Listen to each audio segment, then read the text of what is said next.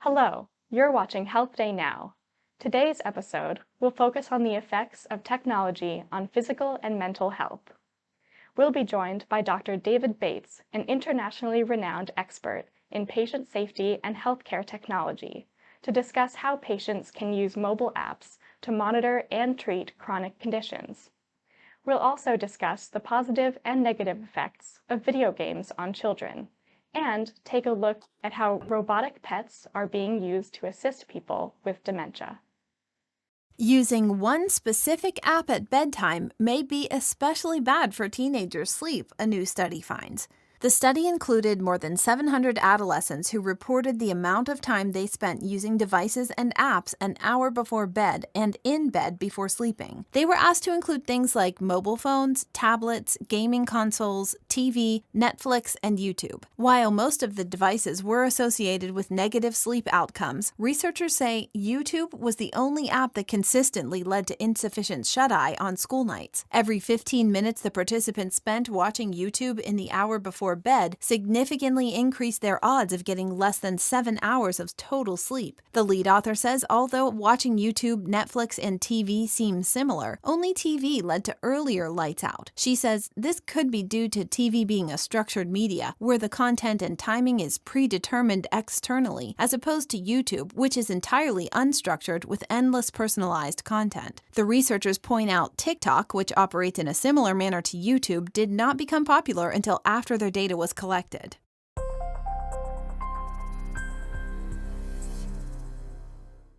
Robotic cats are helping patients with dementia smile and talk more, according to a new study. Researchers at Florida Atlantic University tested the effectiveness of robotic pet therapy on the behavior, mood, and cognition of 12 patients with mild to moderate dementia. After 12 therapy sessions, more than half of the participants experienced improvements in memory, and many showed slight to moderate improvements in attention and language. They were often seen stroking and speaking to their robotic cats. Overall, participants also experienced better moods, a decrease in depression, and improved behavior. While pet therapy is known to improve mood in older adults, substituting robotic cats for live animals eliminated concerns about animal safety and caretaking. The lead author says, since there is no cure for dementia, our project offers a way to address symptoms naturally and without the use of pharmacological treatments, which may or may not be effective and have possible detrimental side effects. She adds the benefits of robotic cat therapy may also improve the quality of life for caregivers and family members. Hello and welcome to Health Day Now. I'm Abel Jong. In 2020 alone, over 90,000 new health apps became available on the App Store. Many of them are designed for people with chronic conditions, including heart disease, diabetes, asthma, and HIV/AIDS. Patients can use them to help monitor their vital signs, keep their doctor in the loop, and spot potential problems early. A joint poll conducted by the Harris Poll and Health Day found that of 2,000 Americans surveyed, 56% currently use some form of health app, including 30% who use a general health or fitness tracker, 19% who use a meditation or mind-body app, and 16% who use a nutrition tracker or weight loss app. Of those who said they were living with a chronic condition, 61% reported using a health app, but only 14% said they used an app specifically geared towards managing or tracking their condition. Those who do not use health apps cited reasons including not having a need to track their health, concerns about privacy, security, cost barriers, and concerns about the complexity of these apps.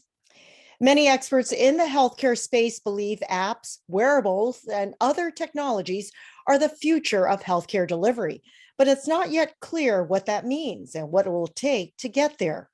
To answer questions about the role of health apps in managing chronic conditions, Dr. David Bates is here.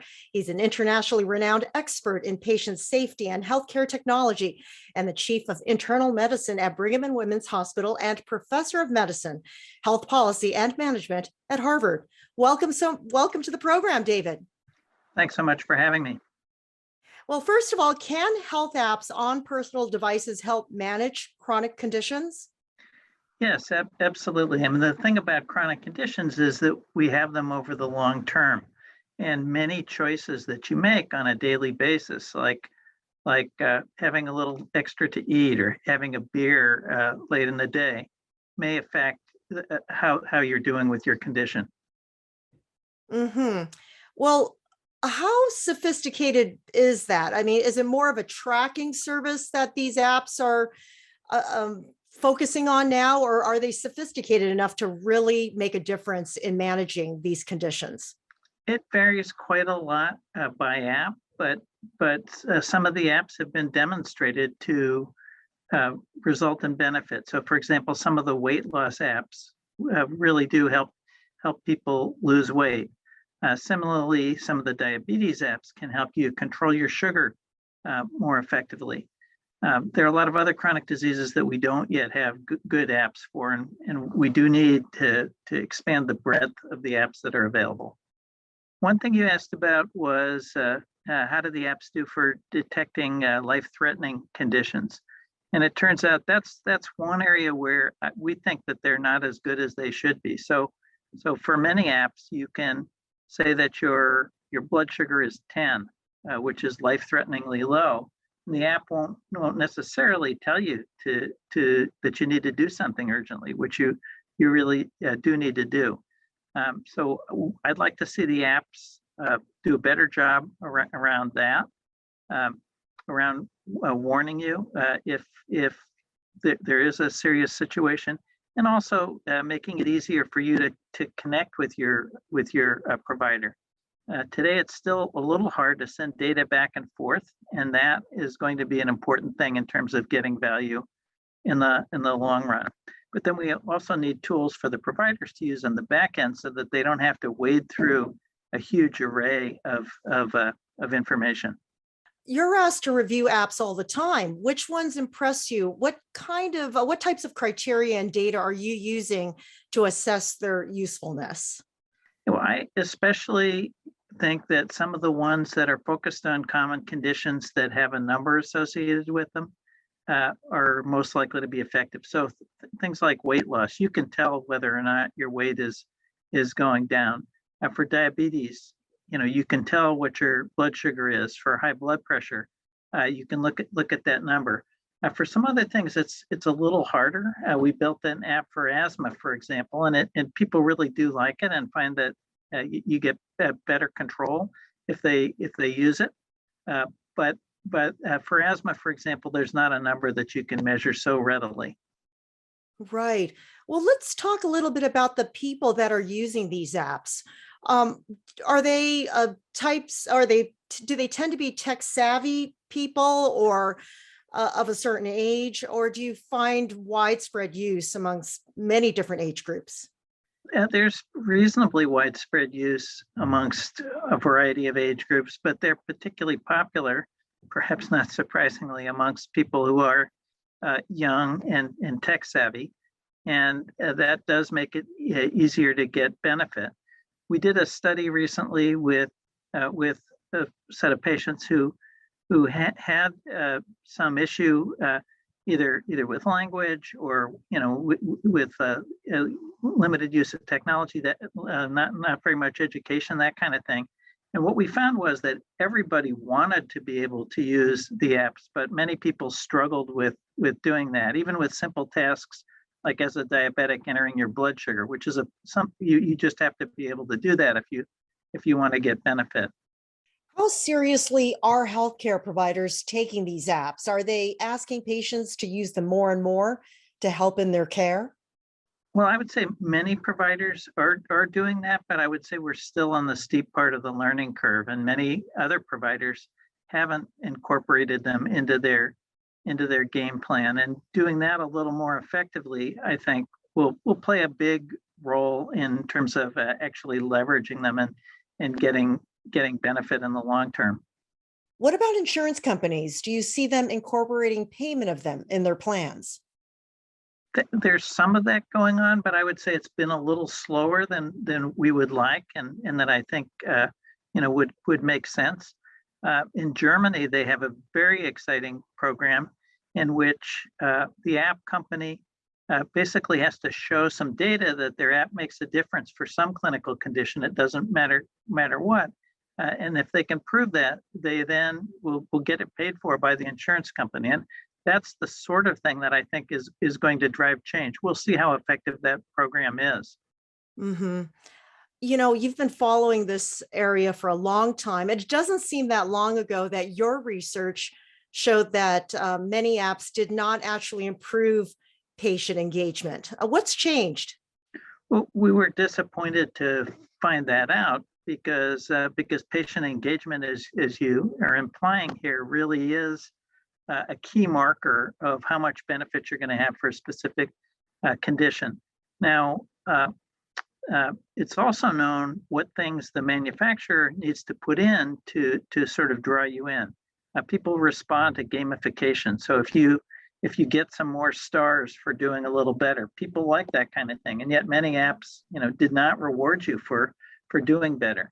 Some apps offer access to social communities, so you could talk to other people, for example, who have similar issues, and that is very helpful for some patients. Not others are not really interested in that. So it really depends a bit on the individual. What you're going to benefit the most from. There are tens of thousands of apps being developed all the time. If you're in the market for one, what should you be looking out for?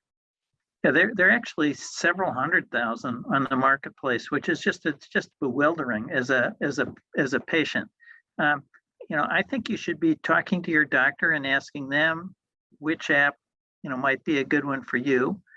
You can look at some of the online ratings.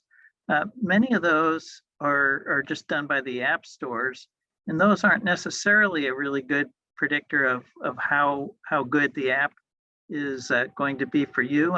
We've suggested that it would be helpful to have an independent third-party set of ratings done.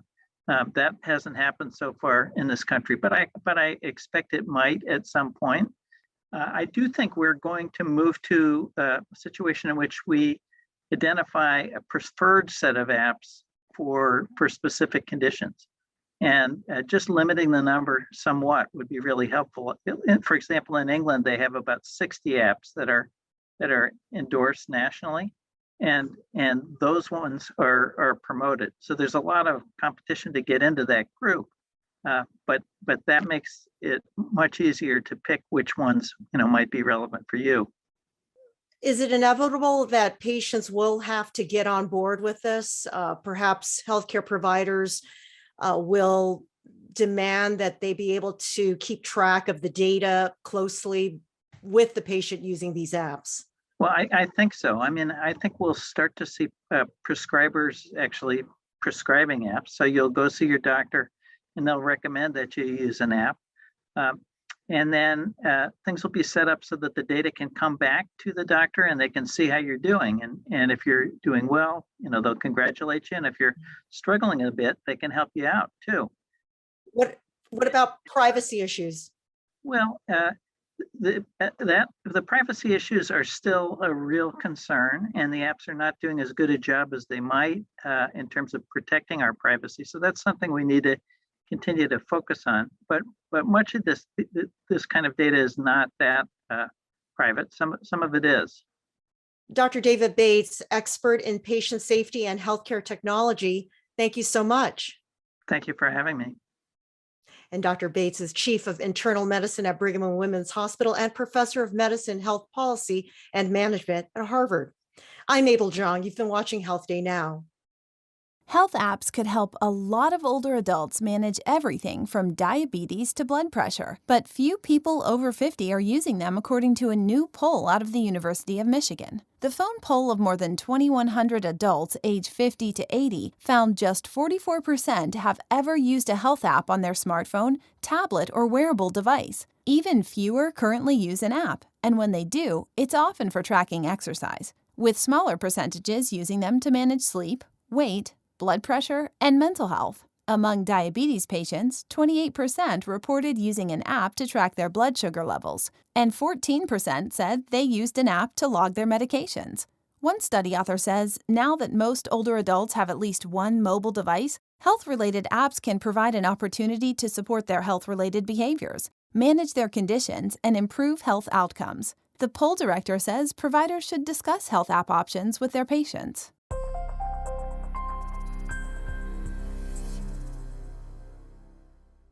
Kids who play video games more than average could see a boost in their IQ, according to a new study. The study included more than 9,000 boys and girls who underwent psychological testing to measure their general cognitive abilities at the age of 9 or 10. The children and their parents were also asked how much time they spent watching TV, playing video games, and on social media. About 5,000 of the participants repeated the psychological tests 2 years later. On average, the children spent 2.5 hours a day watching TV, half an hour on social media, and 1 hour playing video games. The researchers say those who played more games than average increased their IQ by about 2.5 points more than expected between the two testing sessions. TV and social media were found to have no significant effect, positive or negative, on intelligence. While the study did not look at the effects of screen behavior on exercise, sleep, or school performance, one study author says our results support the claim that screen time generally doesn't impair children's cognitive abilities, and that playing video games can actually help boost intelligence.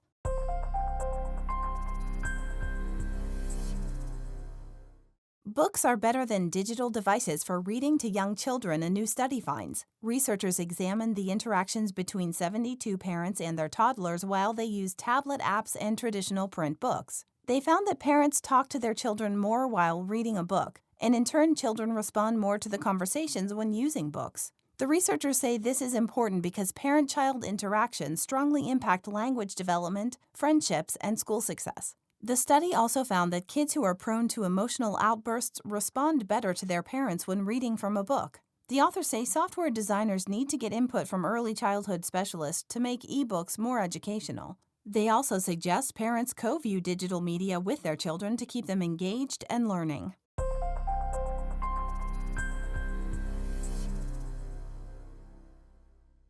Video games may pose a serious risk to some children with heart rhythm problems, a new study finds. Researchers say they've documented an uncommon but clear pattern among kids who lose consciousness while playing electronic video games. They identified 22 cases where young patients with previously unknown arrhythmias suddenly passed out while gaming. The researchers say at the time of the heart incidents, the patients were in the heat of battle with other players, or overly excited about winning or losing a game. Some of the children died after suffering cardiac arrest. The lead investigator says children who suddenly lose consciousness while electronic gaming should be assessed by a heart specialist, as this could be the first sign of a serious heart problem. The authors of an accompanying editorial say exertion should be understood to encompass activities outside of traditional competitive athletics, and at-risk children and families should be counseled about the risk of intense video game play.